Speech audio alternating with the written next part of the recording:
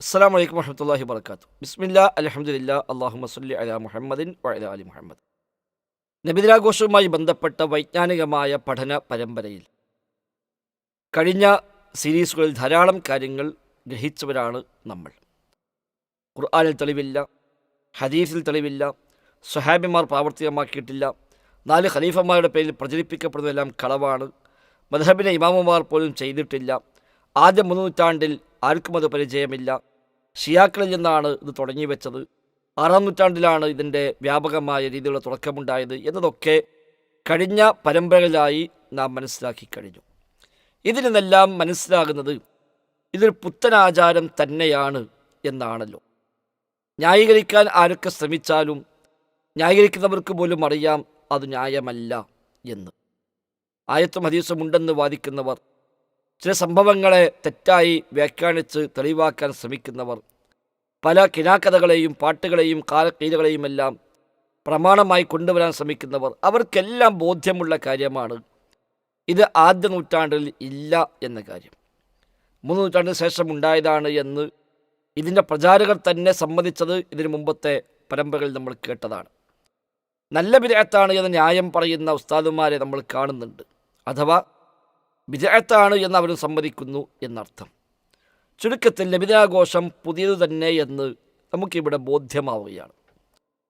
ഒരു കാര്യം പുതിയതാണോ അല്ലേ എന്നതാണല്ലോ മതത്തിൽ സ്വീകാര്യമാണോ അല്ലേ എന്നതിൻ്റെ അടിസ്ഥാനം. മതത്തിലുള്ള കാര്യമാണെങ്കിൽ അവയ്ക്കെല്ലാം 1400 വർഷത്തെ പഴക്കം തീർച്ചയായും ഉണ്ടാവണം.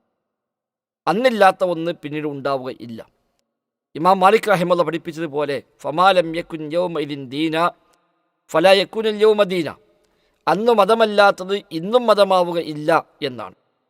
ഇപ്പം നബിയുടെ കാലത്തില്ലാത്ത നിസ്കാരം ഇന്ന് നമുക്ക് നിസ്കരിക്കാനുണ്ടോ? ഇല്ലല്ലോ. അന്നില്ലാത്ത നോമ്പ് ഇന്ന് നോൽക്കാനുണ്ടോ? ഇല്ലല്ലോ. ഉണ്ടെന്ന് ആര് പറഞ്ഞാലും സ്വീകാര്യവുമല്ലല്ലോ.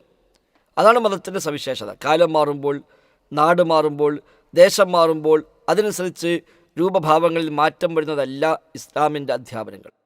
അതിൽ ഖിയാമത്ത് വരെയുള്ള മുഴുവൻ മനുഷ്യർക്കും ലോകത്തെവിടെ ജീവിച്ചാലും അവിടെയെല്ലാം ഒരേപോലെ പ്രാവർത്തികമാക്കാൻ കൽപ്പിക്കപ്പെട്ട കാര്യങ്ങളാണ് ഇസ്ലാമിലെ നിയമങ്ങൾ മുഴുവനും. എന്നാൽ അതിൽ ഇല്ലാത്ത ഒന്ന്, സ്വഹാബത്തിന് പരിചയമില്ലാത്ത, താബികൾക്ക് പരിചയമില്ലാത്ത, തബഉ താബികൾക്ക് പരിചയമില്ലാത്ത, മദ്ഹബിലെ ഇമാമുമാർ പോലും ആഘോഷിച്ചിട്ടില്ലാത്ത, മൊഹീദ്ദീൻ ഷെയ്ഖും റിഫായി ഷെയ്ഖും പോലും ജീവിതത്തിൽ പരിചയപ്പെട്ടിട്ടില്ലാത്ത, ഷിയാക്കൾ തുടങ്ങി വെച്ച, മുളഫർ രാജാവ് ഏറ്റെടുത്ത് പ്രചാരണം നൽകിയ, സൂഫികൾ വഴി ലോകവ്യാപകമായി പ്രചരിപ്പിക്കപ്പെട്ട ഈ ഒരു ആശയം സഹോദരൻ എങ്ങനെയാണ് മതമായി മാറുക? ഇത് പുത്തൻ തന്നെ, പുതിയത് തന്നെ എന്ന കാര്യത്തിൽ ഇനിയും നമുക്ക് സംശയിക്കാനുണ്ടോ? ഇനി അതല്ലെങ്കിൽ ആചരിക്കുന്ന ആർക്കെങ്കിലും വാദമുണ്ടോ നബിയുടെ കാലത്തെ നബിദിനാഘോഷമുണ്ട് എന്ന്, സ്വഹാബിമാർ നബിദിനം ആഘോഷിച്ചുവെന്ന്, ഇമാം ഷാഫിഈ നബിദിനം ആഘോഷിച്ചുവെന്ന്? ഇല്ല, അവർ പോലും പറയുന്നില്ല. എല്ലാവരും ഒരേ സ്വരത്തിൽ സമ്മതിക്കുന്ന കാര്യമാണ് ആദ്യകാലങ്ങളിൽ ഇതില്ല എന്നത്. പിന്നെ അത് ന്യായം പറയാനാണ് ശ്രമിക്കുന്നത്. നല്ലതല്ലേ, നല്ല ബിദ്അത്തല്ലേ, എന്നാലും പുണ്യമല്ലേ, മദ്ഹല്ലേ എന്നൊക്കെ ന്യായം പറഞ്ഞുകൊണ്ട് ഇത് ന്യായീകരിക്കുവാനാണ് ഇവർ ശ്രമിച്ചുകൊണ്ടിരിക്കുന്നത്. ആ ന്യായങ്ങളൊന്നും ഇസ്ലാം അംഗീകരിക്കുന്ന ന്യായങ്ങളല്ല എന്ന് നാം തിരിച്ചറിയുക. തർക്കമില്ലാത്ത വിധം ബോധ്യപ്പെട്ട യാഥാർത്ഥ്യമാണ് നബിദിനാഘോഷം പുത്തൻ ആചാരമാണ് എന്നത്.